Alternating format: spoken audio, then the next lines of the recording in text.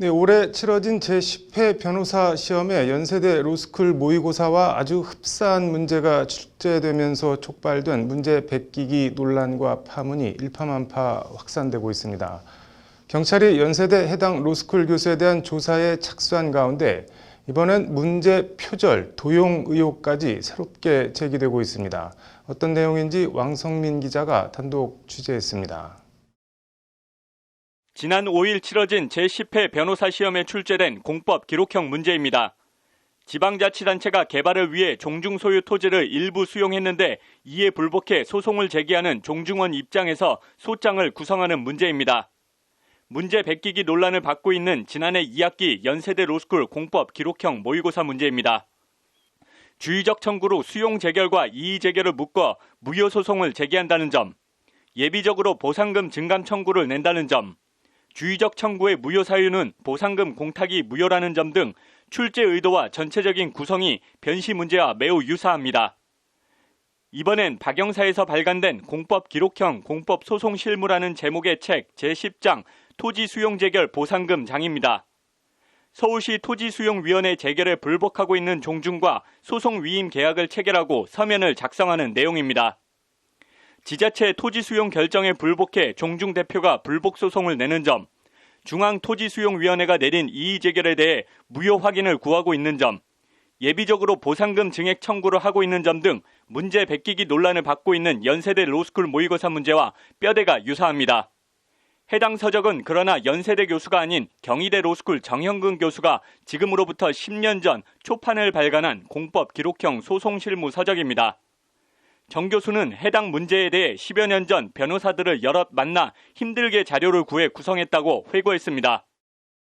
제가 그 서초동에 가가지고 여러 변호사들한테 기록을 구해가지고 만들었는데 대부분은 손실보상금 적으니까 많이 받게 해달라는 그런 것이 대부분인데 그것만 쓰라고 하면은 쟁점이 없고 이상하고 해서 수용 재결도 무효로 만들자 해가지고 제가 정 교수는 그러나 문제 난이도가 높고 지나치게 지엽적이라고 판단해 2013년 이후 개정판에서부터는 해당 문제를 삭제했습니다. 박영사에서 제가 최초로 냈는데 그러니까 이제 아무래도 분량을 줄이려다 보니까 이제 아무래도 너무 어려운 문제는 빼자 해가지고 이렇게 한 거죠.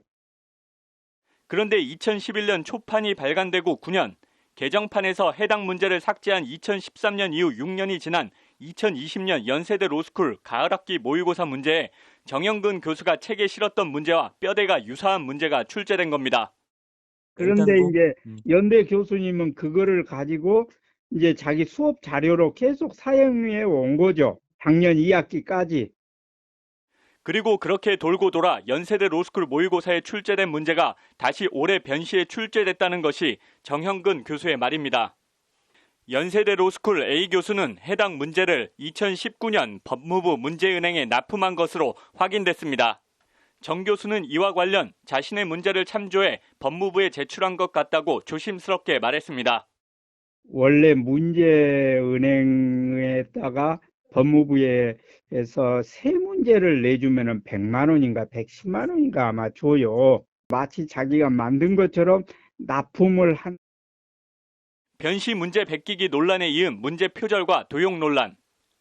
관련해서 서울의 한 로스쿨 교수는 세 문제를 모두 살펴본 결과 구체적인 부분에서는 차이가 나지만 전체적인 맥락이나 구성, 자료 등에서 정형근 교수의 문제를 많이 참고한 것으로 보인다는 의견을 밝혔습니다. 반면 또 다른 로스쿨 교수는 유사한 것은 사실이지만 구체적인 설문에서 차이가 있어 표절이나 도용으로 보기 어렵다는 견해를 밝혔습니다. 이런 가운데 해당 문제의 출처를 두고 법무부와 A 교수는 핑퐁 게임식 줄다리기를 벌이고 있습니다. A 교수는 논란이 불거지자 해당 문제는 10여 년 전 법무부로부터 제공받은 자료에 기초한 것이라는 해명을 내놨고 법무부는 법무부 자료가 아니라 사법연수원 강의 자료라고 A 교수 주장을 반박했습니다.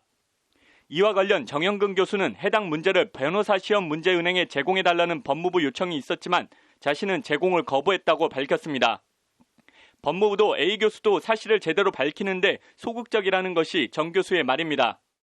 만약 그거를 어느 특정 모 로스쿨 교수의 책에서 베껴서 냈다 하면은 더 이제 문제잖아요. 제가 그거 보고서는 약간, 이 사람들이 여기서도 거짓말을 이렇게 이제 속이고 있구나, 국민들을.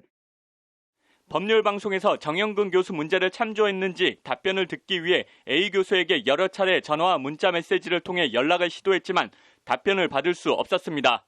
코로나 확진자 응시 제한에서부터 법전 밑줄 긋기 논란, 문제 베끼기 의혹의 표절과 도용 논란까지 법무부가 10회째를 맞은 변호사 시험 관리에 총체적 난맥을 드러내고 있습니다.